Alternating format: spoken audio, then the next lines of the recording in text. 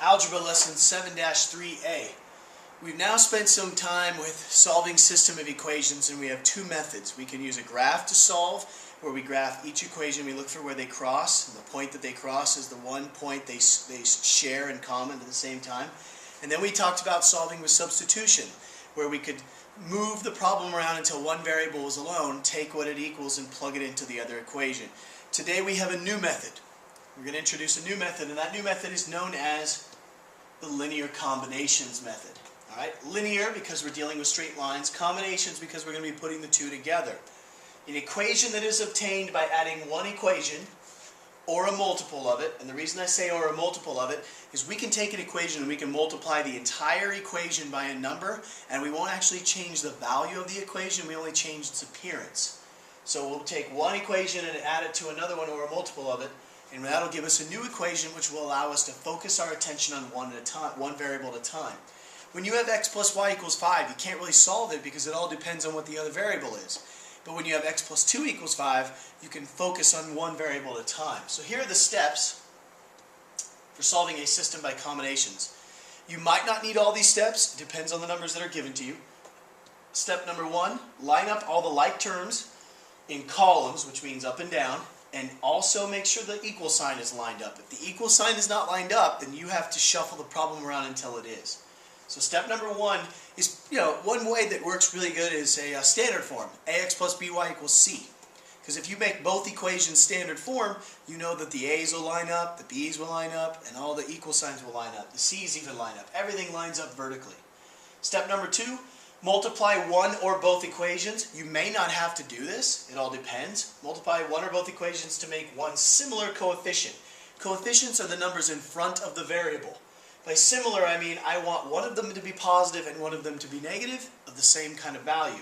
So if I had one equation that had negative 5x, I would really want the other equation to be positive 5x. So when I combine them, those two will cancel out and allow me to concentrate on solving for y.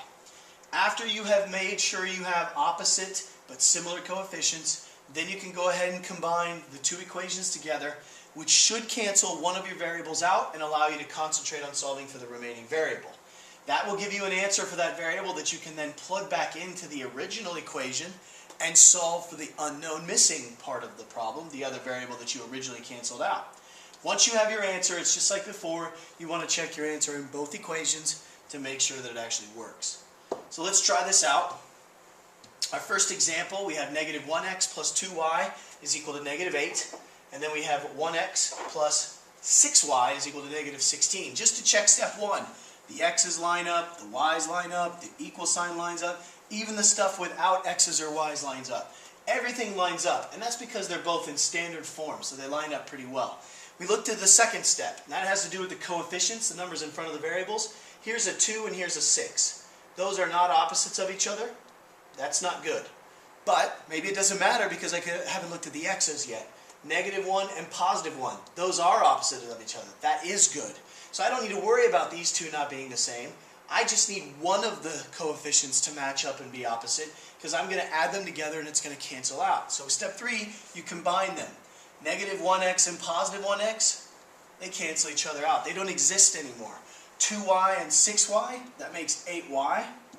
Negatives plus negatives makes more negatives. So we're left with 8y equals negative 24, which is a really simple problem to solve. So by canceling out the x's from the problem, we're allowed to concentrate our efforts on the y. And we end up with y equals negative 3. Okay, that's only half the problem. I need to take one of these original equations, and I'm going to plug negative 3 in for the y so I can concentrate and now solve for the x. It does not matter which equation, just pick one.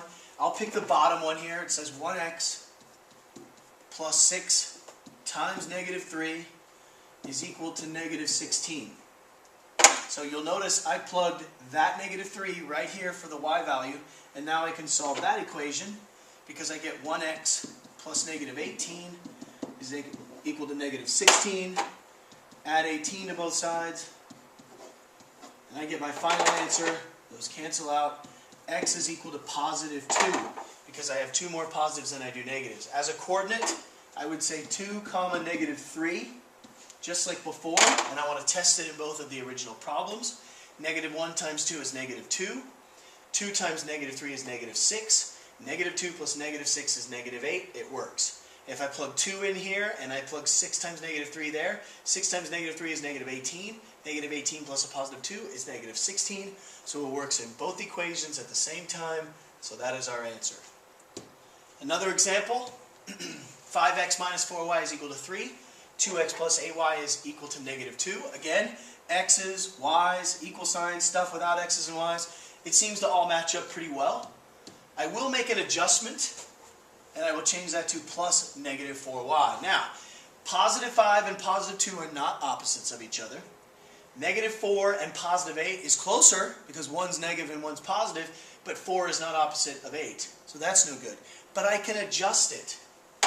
I can choose to multiply one equation, and now I can create a situation where if I use the distributive property on all the terms, I end up with a new equation.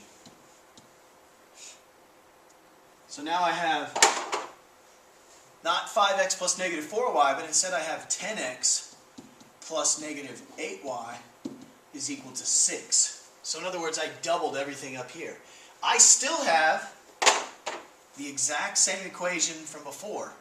2x plus positive 8y equals negative 2. But now I'm set up to add the two with combinations because you'll notice negative 8y, positive 8y. They're going to cancel out when I add them together. Linear combinations we add straight down. I now have 10x plus 2x is 12x. These two cancel out, equals 6 plus negative 2 is 4. One of the biggest mistakes is people think x equals 3. Got to be very careful about that. You divide by 12.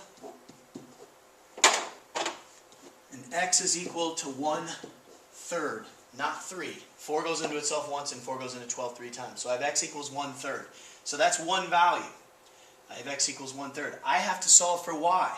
So I need to choose one of these equations to use. I'm going to use 2x plus 8y, which means 2x is going to be 2 times 1/3 plus 8y is equal to negative 2. And I'm going to solve that equation. 2 times 1/3 is the same as 2/3. 2/3 plus 8y equals negative 2. Now if you'd like, you can multiply the entire problem by 3 because that'll wipe out that fraction. And then you don't have to worry about messing up your fractions. But you've got to distribute it to all parts. 2 plus 24y now equals negative 6. Now again, I'm going to get an answer in the end that's a fraction, but at least I don't have to deal with fractions along the way. Plus negative 2, plus negative 2, those cancel out. 24y equals negative 8. Negatives plus negatives equal negatives. Divide by 24. And my final answer is y equals negative 1/3. So I say my coordinates are 1/3 comma negative 1/3. And it should work when you plug it back into both equations to test it out. So if I want to put 5 times 1/3, that's going to be 5/3. And negative 4 times negative 1/3 is going to be positive 4/3. And if I have 5/3 plus 4/3, that ends up making 9/3, and 9/3 is 3. 2 times 1/3 is 2/3. 8 times negative 1/3 is negative 8/3. If you add positive 2/3 to negative 8/3, you end up with negative 6/3, and negative 6/3 simplifies down to negative 2. So it does work. So again, this would not be easy on a graph, but with linear combinations, it takes me right to the answer. All right, last problem, last example. Now, neither of these are in a form that matches up with each other. You cannot line them up, so you need to play the shuffling game. I suggest standard form works pretty good. This one actually is in standard form, it just doesn't have a coefficient that's written. But I can change this one by adding 6y to both sides. So now I end up with 3x plus 6y is equal to 12. Over here, I'll put a 1 in front of that. Now look at the coefficients. 3x, negative 1x. 6y, positive 3y. None of them are opposites of each other. So I can multiply. One mistake is people think this 3 and that 3 are going to be somehow connected, but that's with the x and that's with the y, so I don't want them to be together. But I can multiply this entire problem by 3, and then it'll match up opposite here, because if I multiply all of this by 3, then I got to multiply it here, here, and here, which will give me negative 3x plus 9y is equal to 18. And I should be able to take this and bring it right down here. Which means I'm set up for my linear combinations. I want to add them together. The positive 3x and the negative 3x cancel each other out. 6y and 9y makes 15y. 12 and 18 makes 30. So I should have a pretty easy one-step problem to solve for y. Y equals 2. Now all that's left is I've got to figure out what x is. So you can use either of these original equations. You could use any of these equations. Any of them will work. If I plug it in up here for y, then I have negative 1x plus 3 times 2 is equal to 6. Now if you notice, when I plug that in, that actually makes 6. So I have negative 1x plus 6 equals 6. So then I can subtract 6 from both sides. And I get negative 1x equals 0. Which pretty much, once you divide by negative 1,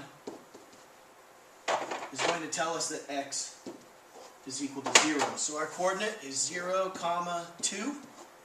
And we need to test it out, make sure it works in the original problem. 3 times 0 is in fact 0. Negative 6 times 2 is negative 12. Negative 12 plus positive 12 makes 0. So it worked there. There's no such thing as negative 0. And if you put 2 in here, 3 times 2 is 6, so 0 plus 6 is 6. That coordinate works in both. So again, linear combinations is a third method for solving systems. You can use all 3. You can use one and then use another one to back it up to prove that you got the right answer. A graph is really good for a visual after maybe you've solved it with linear combinations or with substitution.